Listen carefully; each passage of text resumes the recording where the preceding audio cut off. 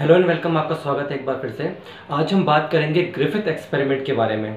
Griffith experiment आपने सुना होगा कि बैक्टीरिया में ट्रांसफॉर्मेशन के थ्रू जेनेटिक मटेरियल को एक्सचेंज करने या सेंड करने या रिसीव करने की जो प्रोसेस होती है, ट्रांसफॉर्मेशन की जो प्रोसेस होती है, उसके बारे में जो एक्सपेरिमेंट किया गया था मिस्टर ग्रिफिथ के द्वारा 1928 में, उसके बारे में आज हम डिटेल में चर्चा करेंगे। तो धीरे धीरे करके जानते हैं कि ग्रिफिथ एक्सपेरिमेंट क्या था, इसका आउटकम क्या था और इससे हमें क्या जानकारी मिली। तो शुरुआत करने से पहले हम ये जान लेते हैं कि ये एक्सपेरिमेंट आखिर किया क्यों गया था। तो इसका थोड़ा सा बैकग्राउंड जान लेते हैं। जो ग्रिफिथ का एक्सपेरिमेंट था वो वास्तव में क्या था कि जब वर्ल्ड वॉर हुई, जब विश्व युद्ध हुआ था, उसके बाद एक पेंडेमिक फैली थी, जैसे आजकल कोरोना वायरस फैला हुआ है, स्पेनिश स्वाइन फ्लू।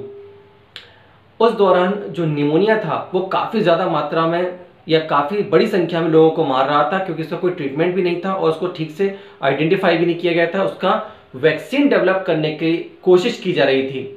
तो इस वैक्सीन डेवलप करने की कोशिश ही के दौरान मिस्टर ग्रिफिथ ने इस एक्सपेरिमेंट को परफॉर्म किया था। वो वास्तव में उसका वैक्सीन ढूंढना चाह रहे थे। 1928 में फ्रेडरिक ग्रिफिथ ने ही सबसे पहले एक एक्सपेरिमेंट परफॉर्म किया था। वो वास्तव में क्या चाहते थे, ग्रिफिथ वैक्सीन की खोज करना चाहते थे और उसके लिए उन्होंने माइस पर यानी कि चूहों पर एक एक्सपेरिमेंट परफॉर्म किया, एक सीरीज ऑफ एक्सपेरिमेंट परफॉर्म किया। ठीक है, तो ये series of experiment he Griffith experiment कहलाता है। निमोनिया बैक्टीरिया है, स्टेफाइलोकोकस निमोनिया का जो बैक्टीरिया है उसकी स्ट्रेन को आइडेंटिफाई करना चाहते हैं कि ये कौन सी स्ट्रेन है, और उसको आइडेंटिफाई करने के बाद ही उसके वैक्सीन पर फर्दर डेवलपमेंट करना चाहते थे। इसके लिए उन्होंने दो तरीके की स्ट्रेन का यूज किया, एक को कहा आर स्ट्रेन, एक को कहा एस स्ट्रेन। अब इनको आर स्ट्रेन और एस स्ट्रेन ही क्यों कहा वो भी आप जान लीजिए। जब आर स्ट्रेन के बैक्टीरिया को हमने कॉलोनी में ग्रो करवाया तो ये देखा कि उनकी जो कॉलोनी है वो काफ़ी वेल डेवलप्ड, लेकिन उनकी जो एजेस हैं वो भी क्लियर थी, और उसके अलावा जो उनकी आउटर सरफेस थी वो काफ़ी रफ थी। इसलिए जो रफ बैक्टीरिया था उसी के नाम के आधार पर इसको आर बैक्टीरिया या आर स्ट्रेन का नाम दिया गया। ये बैक्टीरिया नॉन वायलेंट था, यानी कि ये किसी भी प्रकार की डिसीज कॉज नहीं कर सकता था, क्योंकि इसका जो एनवेलप था वो आसानी से डिस्ट्रॉय कर दिया जाता था इम्यून सेल्स के द्वारा। जो भी होस्ट की इम्यून सेल्स थी उसके द्वारा इसका जो बैक्टीरिया था इसको डिस्ट्रॉय कर दिया जाता था। क्यों डिस्ट्रॉय कर दिया जाता था? क्योंकि इसकी रफ सरफेस होने की वजह से ये पॉलीसैकेराइड की बनी हुई एक परत जो होती है, जो कि डिसीज कॉज करती है किसी भी होस्ट में, वो परत यानी कि वो पॉलीसैकेराइड इस बैक्टीरिया में नहीं पाया जाता था, जिसकी वजह से ये जो बैक्टीरिया की स्ट्रेन थी ये नॉन वायलेंट थी, या दूसरी भाषा में कहें तो नॉन पैथोजेनिक स्ट्रेन थी।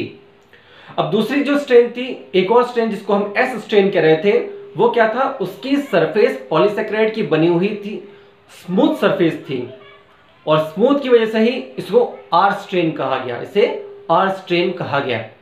ये एक वायलेंट स्पीसीज थी क्योंकि इसकी जो एनवेलप था, इसका जो पॉलीसैकेराइड का बना हुआ आवरण था, वो इस बैक्टीरिया को एक प्रोटेक्शन प्रोवाइड कर रहा था, और इस प्रोटेक्शन के कारण ही जो होस्ट सेल्स थी वो इस बैक्टीरिया को किल नहीं कर पाती थी, जिसके फलस्वरूप या जिसके रिजल्ट में जो होस्ट सेल थी या होस्ट था उसकी मृत्यु हो जाया करती थी। अब आते हैं मेन एक्सपेरिमेंट की तरफ। तो आप इस फोटो को गौर से देखिए। इस फोटो में क्या दिखाया गया? इस फोटो में आपको 4 सेट ऑफ एक्सपेरिमेंट दिखेंगे। अगर हम पहले चित्र की बात करें, एक की बात करें, तो हमने देखा है कि माउस है उसको एक रफ स्ट्रेन यानी कि आर स्ट्रेन दी गई जो कि नॉन वायलेंट थी।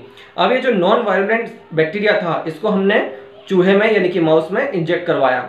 इंजेक्ट करवाने के बाद ऑब्वियसली ये चूंकि ये नॉन वायलेंट थी तो चूहा जिंदा रहा, उसकी मौत नहीं हुई। ठीक है, यहाँ तक तो सब ठीक है। अब नेक्स्ट पिक्चर में हम देखते हैं कि जो एस स्ट्रेन थी जो कि वायलेंट स्ट्रेन थी उसको हमने चूहे में इंजेक्ट करवाया। अब इंजेक्ट करवाने के बाद क्या होगा, ये चूहे की मृत्यु हो जाएगी। क्यों हो जाएगी? क्योंकि जो एस स्ट्रेन थी वो वायलेंट स्ट्रेन थी, यानी कि डिसीज कॉजिंग स्ट्रेन थी। अब चूंकि डिसीज कॉजिंग स्ट्रेन थी तो चूहे की मृत्यु तो होनी ही थी। अब बात करते हैं तीसरे फिगर की। तीसरे फिगर में हम देख रहे हैं कि जो हीट किल्ड बैक्टीरिया है, हमने क्या किया, जो एस स्ट्रेन बैक्टीरिया था उसको हीट किल्ड किया। करने से क्या होगा, बैक्टीरिया की मृत्यु हो जाएगी।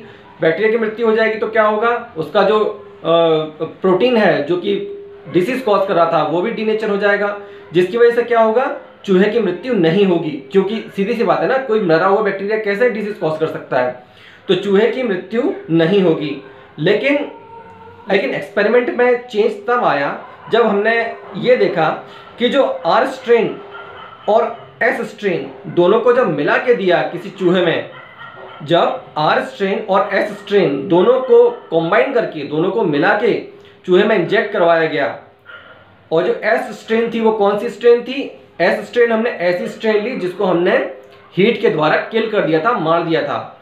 इसका मतलब क्या हुआ कि चौथा चूहा जिसे हमने मिक्सचर दिया है आर स्ट्रेन और किल्ड एस स्ट्रेन का, उसका रिजल्ट क्या होना चाहिए? उसका रिजल्ट तो ये होना चाहिए कि चूहा जिंदा रहना चाहिए, क्योंकि जो आर स्ट्रेन है वो नॉन पैथोजेनिक है और जो एस स्ट्रेन है वो मरी हुई है। तो ऐसी परिस्थिति में जो चूहा था वो चूहा जिंदा होना चाहिए, लेकिन यहाँ पर ड्रामेटिकल चेंज आया और जो चूहा था वो मर गया। क्यों मर गया?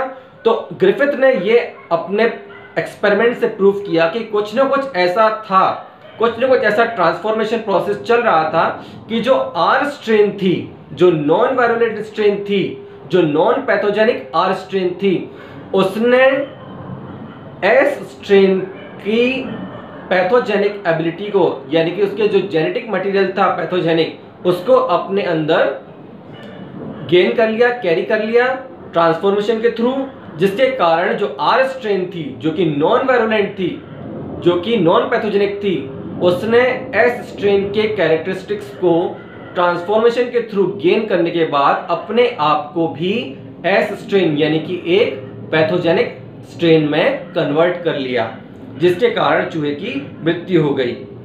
तो ये एक छोटा सा वीडियो था ग्रिफिथ एक्सपेरिमेंट के बारे में। आगे भी और जानकारी के लिए देखते रहिएगा हमारे वीडियो।